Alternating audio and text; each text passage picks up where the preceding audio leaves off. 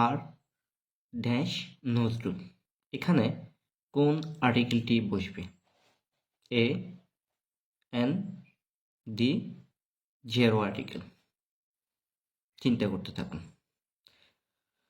পরের বাক্যটি দেখুন, you are dash Omar I see, এখানে কোন আর্টিকেল বসবে? A an the zero article. চলুন প্রথম বাক্য থেকে শুরু করি। ইউ আর ড্যাশ নজরুল, এখানে কোন আর্টিকেলটি বসবে? A an the zero article.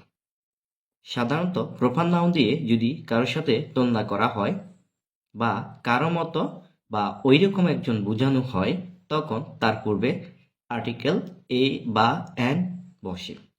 তাহলে এখানে কোন আর্টিকেলটি হবে? এখানেও আমাদেরকে ভাওয়েল সাউন্ড এবং কনসোনেন্ট সাউন্ডটি চিন্তা করতে হবে।